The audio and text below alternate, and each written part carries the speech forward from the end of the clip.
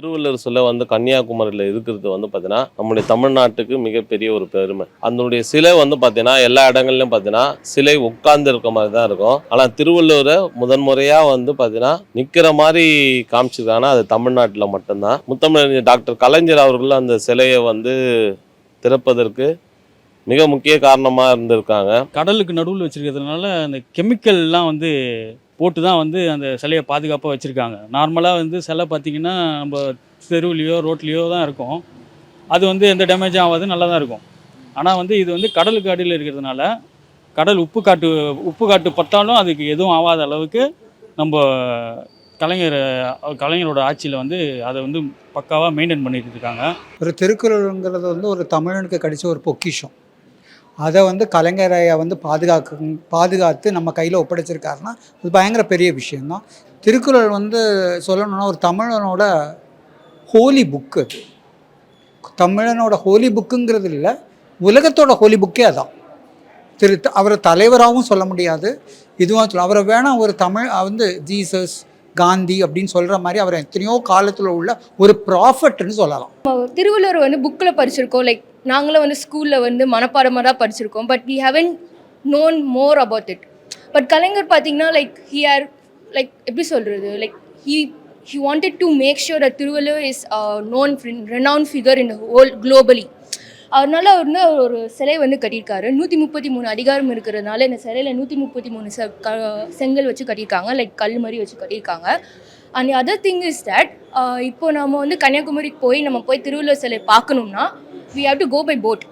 But போட்டில் போகிறதுங்கிறது it's very dangerous. Sometimes it might be dangerous due to weather conditions. So இப்போ இருக்கிற CM Stalin பார்த்தீங்கன்னா he has spent 37 crores and made a glass bridge so that the people can go and see the statue, sir. And I think it's a great opportunity for all of us, and I encourage all of you to visit once. Thiruvalluvar சிலை 1330 குறளுக்கு உரிய நிலையில் 133 அடி உயரமுடைய அந்த சிலையை ஐயன் திருவள்ளுவர் சிலையை தொடங்கி வைத்து இந்த 25 ஆண்டு ஆயிற்று. அதனுடைய விழாவாகத்தான் மிக சிறப்பாக கொண்டாடுகிறோம். திருக்குறளுக்கு உலகம் முழுவதும் மதிப்பு இருக்கிறது. கன்னிமராவிலே வாசகவட்டம் தொடர்பாக இணைத்து நடத்துகின்ற இந்த விழாவிலே கிட்டத்தட்ட இந்தியாவிலும் வெளிநாட்டிலும் இதுவரையில் வந்திருந்த திருக்குறள் அனைத்துமே இங்கே கண்காட்சி வைக்கப்பட்டிருக்கிறது. மேலும் கிடைக்காத அரிய நூல்களையும் இங்கே வைத்திருக்கிறோம். திருக்குறள் 1680 வந்து வெளியிட்ட நூல் இங்கே இருக்கிறது. இப்படி பல தொகுப்பு நூலுடைய நிலையை இங்கே மிக சிறப்பாக கொண்டாடியிருக்கிறோம். But I think sometimes due to weather conditions வந்து நம்ம போட்டில் போய் பார்க்குறதுங்கிறது இட்ஸ் நாட் ஃபீஸிபிள். நான் சின்ன வயசில் போகிறப்ப நிறைய ஃபாரினர்ஸ் வந்து ரிட்டர்ன் போயிருக்காங்க because it was raining around that time. But I think it's has been change because Stalin வந்து ஒரு கிளாஸ் பிரிட்ஜ் மாதிரி கட்டியிருக்காங்க and people can go walk through it and they can see the surroundings including the statue and they can see everything, sir. I think that's a great renovation for it. Not only அந்த சிலையை வந்து காப்பாடுறது மட்டும் இல்லாமல் பார்க்குறவங்களுக்கான ஒரு innovation, ஒரு மைண்டில் ஒரு thinking இருக்கிறதுங்கிறது it's a great thing, sir. Thiruvalluvar ஐயாவுக்கு வந்து 25வது வருஷம் நம்ம கலைஞர் ஐயா ஓப்பன் பண்ணி 25 வருஷம் நிறைவு. சிலை வந்து இன்றைக்கும் பல சுனாமி வந்தாலும் நிலநடுக்கம் வந்தாலும் அழியாது.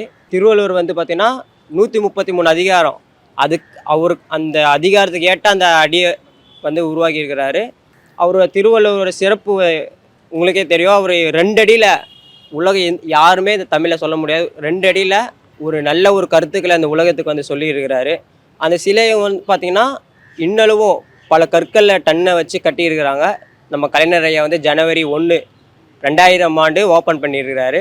அது வந்து நம்ம தற்போது முதலமைச்சர் அதற்கு சிறப்பு கூடுதல் வகையாக கண்ணாடி பாலம் அமைச்சு அதை வந்து இன்றைக்கும் பாதுகாத்து வராங்க. இந்த சிலை வந்து திருவள்ளுவருக்கு மட்டும் இல்லாமல் தமிழர்களுடைய அடையாளமாகவும் தமிழகத்தின் அடையாளமாகவும் வந்து சிறப்பானதாக இருக்குது.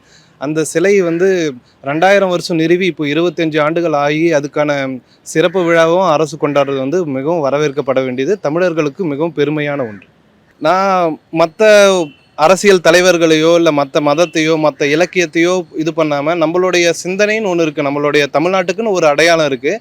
அந்த அடையாளத்தை வந்து சரியாக வந்து அவர் நிறுவியிருக்காரு அப்படின்ற மாதிரி நான் பார்க்குறேன். அது மட்டும் இல்லாமல் திருக்குறள் சார்ந்த மாநாடுகள், திருக்குறள் சார்ந்த போட்டிகள், இப்போது இன்றைக்கி நிலைமையிலையும் இப்போ 25 வருஷமானதுக்கு அரசு ஊழியர்களுக்கு போட்டி, மாணவர்களுக்கு போட்டின்னு சொல்லிட்டு திரும்பவும் திருக்குறளை வந்து அடையாளம் படுத்துறதுக்கு நம்மளுடைய அரசு முயலுது. அதுக்கு கலைஞர் ஐயாவுடைய சிறப்பு தான் வந்து காரணம். அவர் வந்து திருக்குறளுக்கு குறளோவியம் அமைச்சார், திருக்குறளுக்கு உரை எழுதினார், திருக்குறளை ப்ரொமோட் பண்ணார், பள்ளி புத்தகங்களை அதிகப்படுத்தினார், ஒவ்வொரு மாணவருக்கும் வந்து திருக்குறளை வந்து அடையாளப்படுத்தினார். பள்ளிகள்லையும் மட்டும் இல்லாமல் பொது இடங்களில், பொது அரசு கட்டிடங்களில், அரசு பேருந்துகளில் எல்லா இடத்துலையும் திருக்குறளை வந்து ப்ரொமோட் பண்ணது இல்லாமல் அதை திருக்குறள் சார்ந்த சிந்தனைகள் மக்களுடைய மனசில் போய் பதிகிறதுக்கு மிகப்பெரிய ஒரு காரணமாக வந்து திருவள்ளுவர் வந்து அமைஞ்சார். அதை வந்து ப்ரொமோட் பண்ணுறது நம்ம கலைஞர் ஐயாவுடைய சிறப்பாக இருக்குது.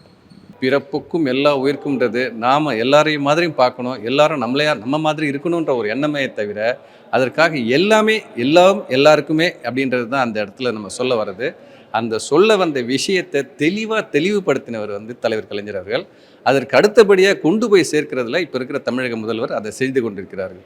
அந்த விஷயத்தில் பாராட்டப்பட வேண்டிய விஷயம் எதுனா, அன்றைக்கு இருந்த தமிழக அரசும் சரி, இன்றைக்கு இருக்கக்கூடிய தமிழக அரசும் சரி, இந்த திருவள்ளுவர் சிலையை நம்ம என்றைக்குமே போற்றி பாராட்டணுன்றது தான் என்னுடைய தலைமையான கருத்து. இது வந்து பல்லாயிரம் வருஷங்களுக்கு முன்னால் பிறப்புக்கும் எல்லா உயிருக்கும் அப்படின்னு சொன்னது திருவள்ளுவர். இது பசுமரத்தாணி போல் கண்டிப்பாக கலைஞரோட மனதில் பதிந்திருக்கும்.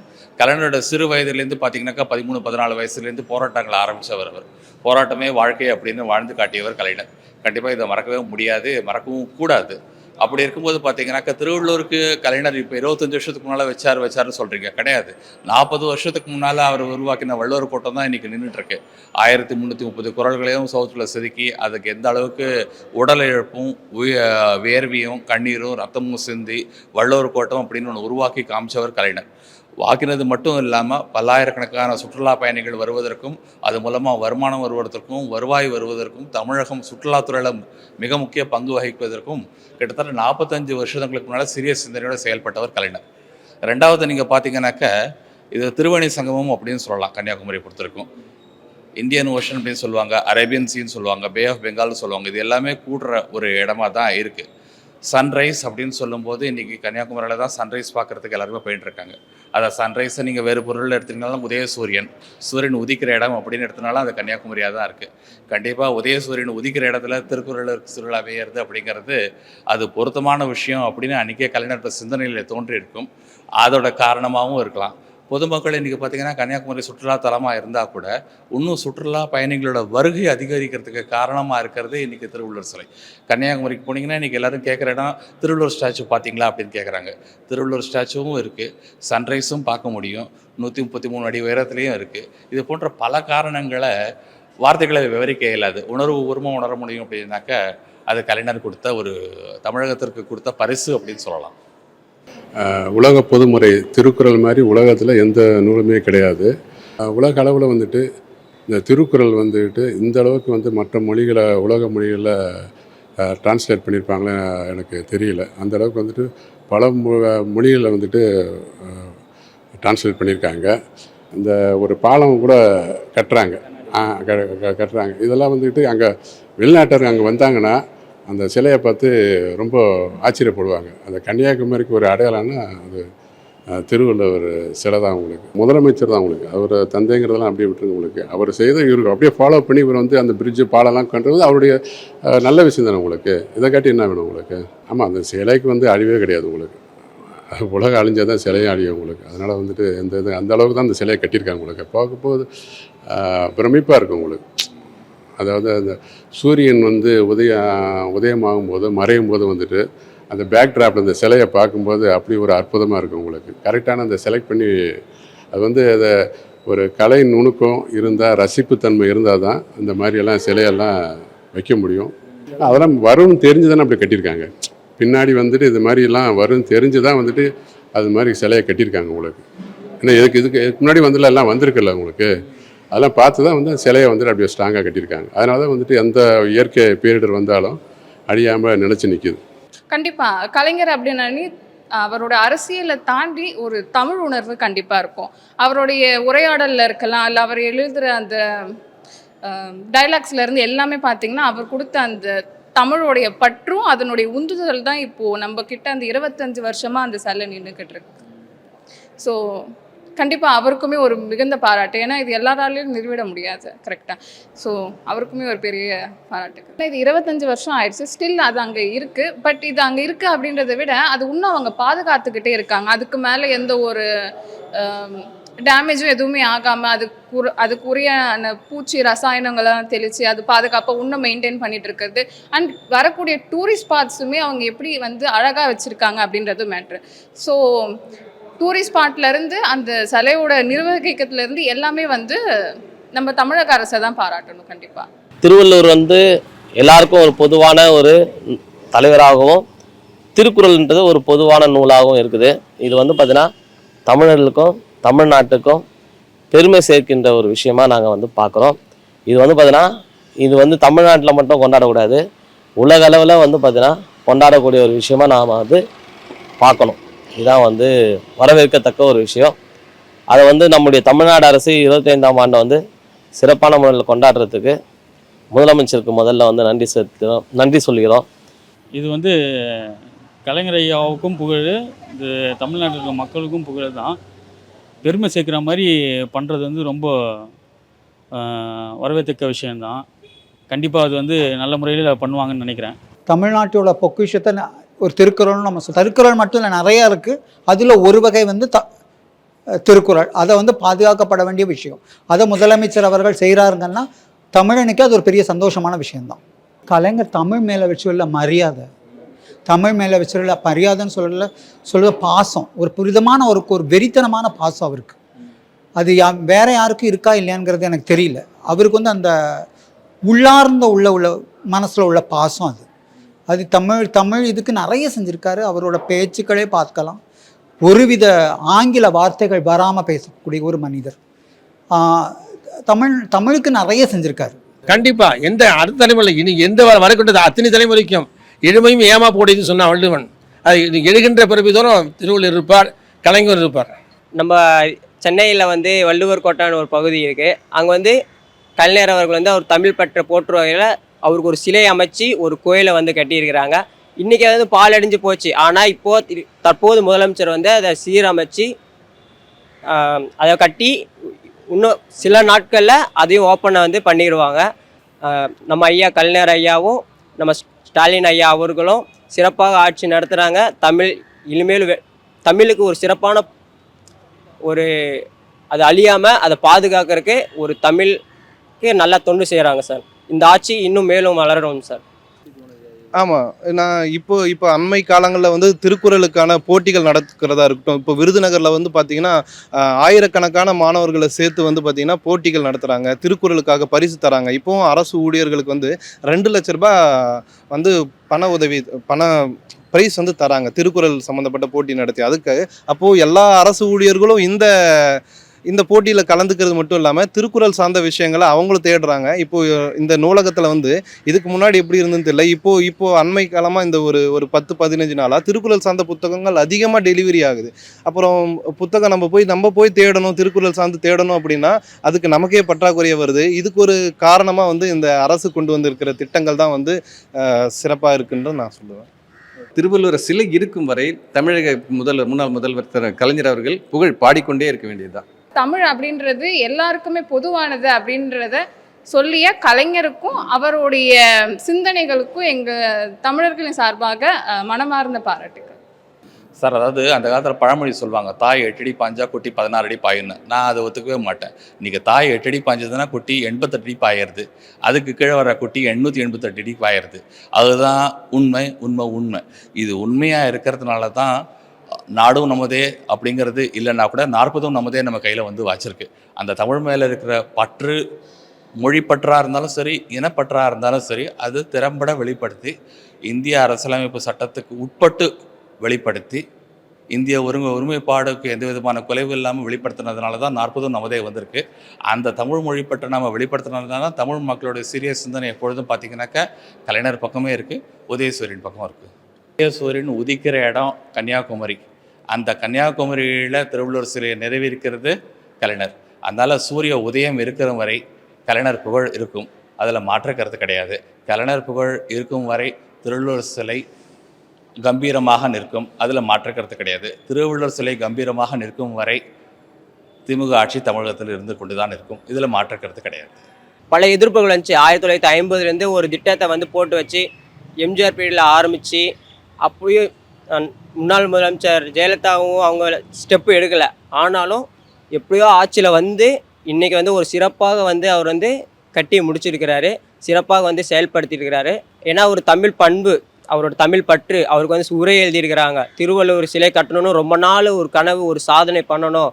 நம்ம ஐயாவுக்கு திருவள்ளுவர் தமிழுக்கு வந்து தொண்டு செஞ்சுருக்கிறாரு, அவருக்கு ஏதாச்சும் நம்ம சாதனை பண்ணணுன்னு அந்த ஒரு சிலையை வந்து அவர் வந்து ஓப்பன் பண்ணியிருக்கிறாரு. அது இன்றைக்கும் வந்து காலத்தாலும் அழியாது, மக்கள் மனதில் இன்றும் அது வந்து இடம் பிடிச்சிருக்கு. திருவள்ளுவர் இப்போ யாரோ ஒருத்தர் தெரியாத வந்து பார்த்தா கூட, ஓ இதா திருவள்ளுவர் சிலை, அவர் உடனே திருவள்ளுவர் பற்றி சர்ச் பண்ணி பார்ப்பாங்க, சர்ச் பண்ணி படிப்பாங்க.